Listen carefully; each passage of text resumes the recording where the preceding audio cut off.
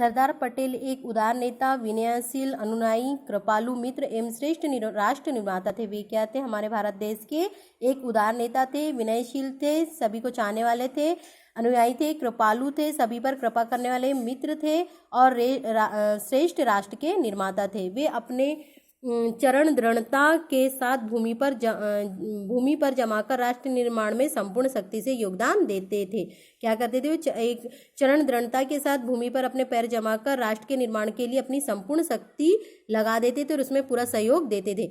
जीवन के अंतिम दिनों में वे अस्वस्थता काल में चिकित्सकों द्वारा चेतावनी देने पर भी, यानी उनके जीवन के अंतिम क्षणों में, अंतिम दिनों में भी वे बीमार होने के समय पर भी वे डॉक्टरों द्वारा चेतावनी देने पर, यानी जब डॉक्टर उन्हें रोका करते थे तब भी वे उनकी स्थिति खतरनाक है कि ये कहते थे कि उनकी स्थिति अच्छी नहीं है, खतरनाक है, पूर्ण विश्राम करें, उन्हें विश्राम करना चाहिए, आराम करना चाहिए।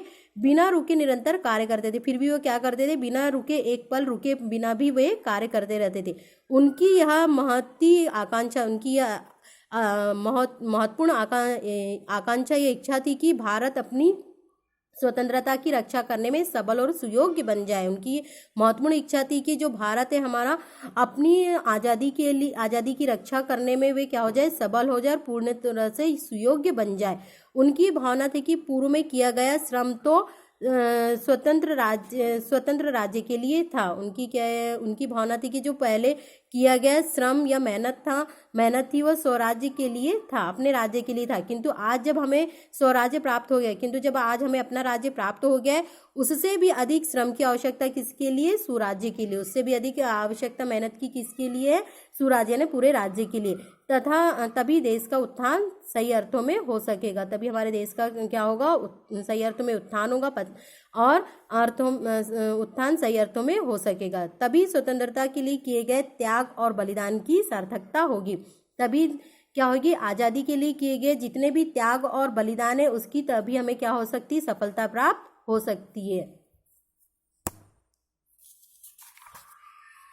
तो इसी प्रकार लौह पुरुष सरदार पटेल के बारे में आज हमने पढ़ा कि किस तरह से वे विश्व के प्रमुख राष्ट्रीय निर्माताओं में से एक थे और उन्हीं निर्माताओं में से उन्हें बड़े सम्मान के साथ उनका नाम लिया जाता था और किस तरह से उन्होंने अपने देश की रक्षा की और अपना जो नाम है इन ऊंचाइयों पर पहुंचाया।